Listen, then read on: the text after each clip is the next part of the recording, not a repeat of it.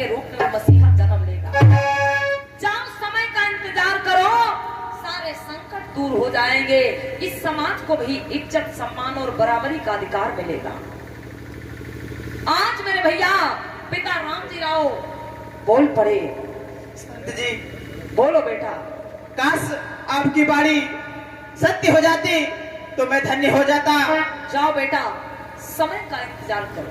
आज पिता रामजी राव माता भीमाबाई प्रणाम करके और वापस अपने घर की वो लौट पड़े। जय मंगल हो।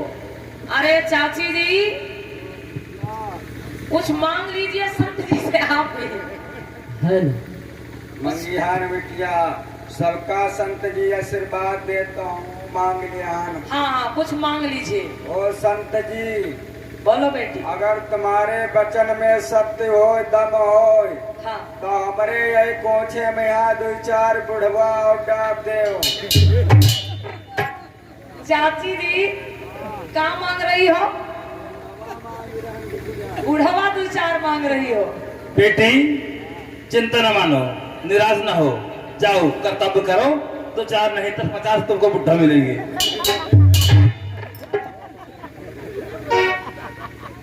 आज सभी लोग वापस लौट जाते हैं अपने अपने स्थान पे और वो सब जीवित तालाब में पानी पी करके आगे को बढ़ जाते हैं। प्रेम से बोली भगवान बुद्ध की, बोले संत गुरु रविदास की, सम्राट अशोक महान की, पेरियार ललई सिंह यादव की।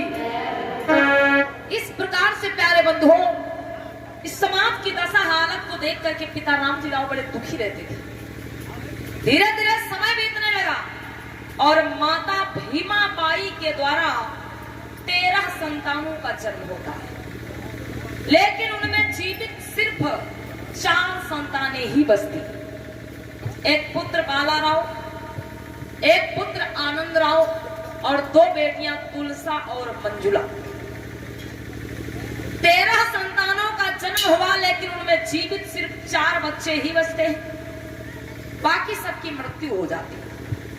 और समय बीता, माता भीमाबाई ने 14वां गर्भ धारण किया। माता भीमाबाई ने 14वां गर्भ धारण किया। अब पिता रामजी राव को इंतजार है, क्योंकि उन संत जी ने क्या कहा था, जो 14वां पुत्र जन्मेगा वो एक मसीहा साबित होगा इस समाज के लिए। बड़ा ही होनहार बालक होगा, बड़ा ही विद्वान बनेगा आगे चल करके। तो पिता रामजी राव को इंतजार है। माता भीमा ने 14वां गर्भ धारण किया है भाइयों, और समय बीतने लगा। 1 महीना, 2 महीना, 3 महीना, 4 महीना, 5 महीना, अब धीरे धीरे 8 महीने पूर्ण हो गए। 9वां महीना लग जाता है और समय और बीता। माताओं बहनों, तो माता भीमाबाई का गर्भ पूरा हुआ है, और जब माता भीमाबाई का 14वां गर्भ पूर्ण हुआ, 14 अप्रैल की पावन तिथि आ गई। 14 अप्रैल की पावन तिथि आ गई मेरे भैया। भैया एक कुर्सी यहाँ पे डाल दीजिएगा जरा। और क्या होता है, बड़ा ही पावन समय आ गया भैया, जिस समय का इंतजार था माता भीमा और पिता रामजी राव सतपाल। कैसे?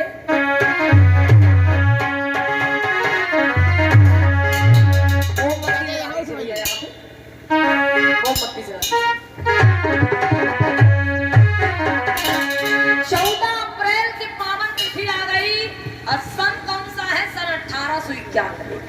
क्या होता है माताओं बहनों, ध्यान देना कि 14 अप्रैल 1891 समय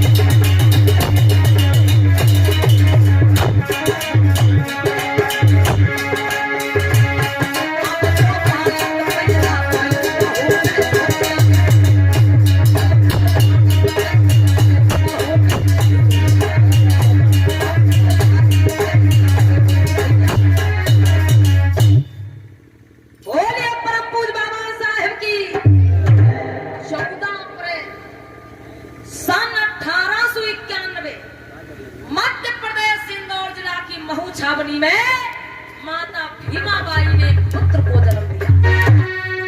14वें पुत्र का जन्म हुआ, अर्थात भीमराव अंबेडकर का जन्म हुआ। बोली बाबा साहेब की। आज महू छावनी के लोग आने लगे पिता रामजी राव के घर पर, सखियां आने लगी पास पड़ोस की।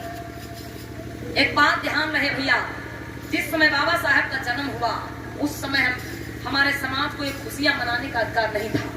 ढोल नगाड़े हमारे लोग नहीं बजा सकते थे, लेकिन आज बाबा साहब की बदौलत हमको ये अधिकार मिले हैं। तो भाई बाबा साहब के जन्म की कथा हम लोग देख रहे हैं। हजरत धूमधाम में सभी लोग सोहर मंगल गीत बोले।